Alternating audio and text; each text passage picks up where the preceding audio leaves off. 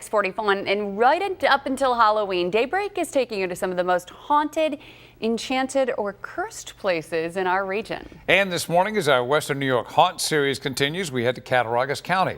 Daybreak's Pete Gallivan joins us now with the spooktacular detail. Wow, look at you, Pete. This shot would be scary with just me, but look at this. Morning, guys. This morning, we are headed just north of Olean to Hinsdale, New York, and a house in that small town that holds some big tales of hauntings and horror. Legends of a hanging tree, a pond that has claimed at least one life, hills that are said to hold the graves of countless.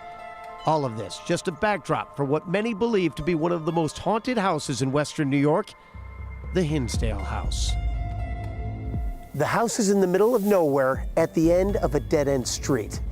And as you can see, it looks pretty creepy, but that's not what has had people talking about it for years. What people talk about is what many say is inside, lurking in the shadows. It's not one story, but the one that made it most famous was a story in the 1970s. A family had moved in and started having poltergeist-like activity in the house. Clara and Phil Dandy lived here along with their children in the early 70s.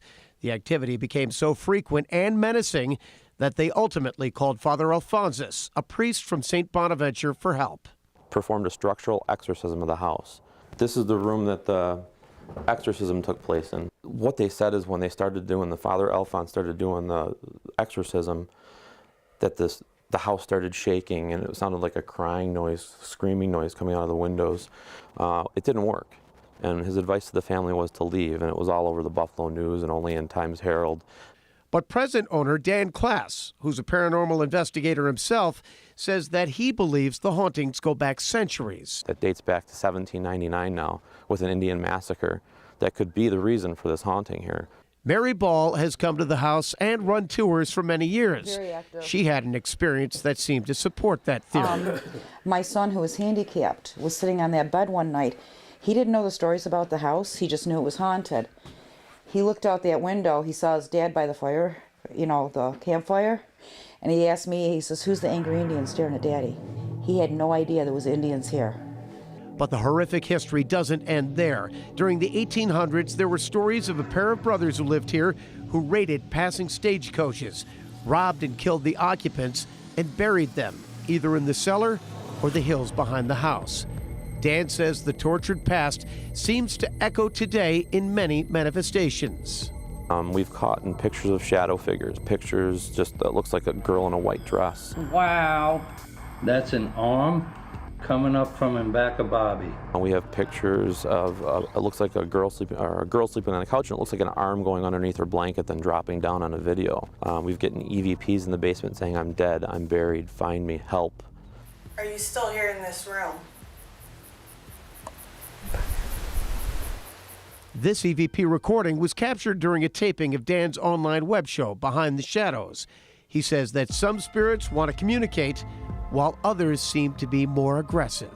The kids were playing with a Ouija board in the 1970s, and a statue of Mary that was sitting there came flying off and smashed onto the ground. A young boy that lived here in the 40s almost got hung in the closet. He went in there to get something because it's the only closet in the house, and a belt went around his neck and tried to hang him. The house attracts crowds of visitors for ghost tours, paranormal investigations, and even a recent honeymoon. People are drawn here, possibly by a force that can't get away. And I feel like the spirits are caught here, they can't leave.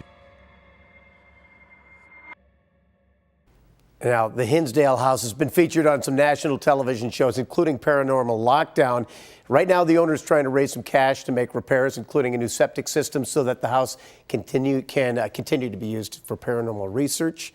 But we're going to have all the information on the fundraising efforts on a link within the story at WGRZ.com. But it's a pretty creepy place. And you can go there, or visitors can go there if they want to be creeped out? Yes, they do ghost tours, and my wife and my daughter went with a friend, and it was in the middle of the night. They said one of the creepiest things is you come out of the house, and it's just pitch black. You're out in the middle of nowhere. Middle of nowhere. Yeah, Yeah, so it's another one of those places, and the history goes back, the legends go back for centuries, and you know, believe it if you do. So what's tomorrow? Tomorrow we are going to be taking you to a haunted place up in Niagara Falls, the Red Coach Inn, with ghosts in the basement, ghosts in the dining room, ghosts up in the bedrooms, and yeah, so. You get the picture. Oh yeah, absolutely. All right. Pete, thank you. So interesting.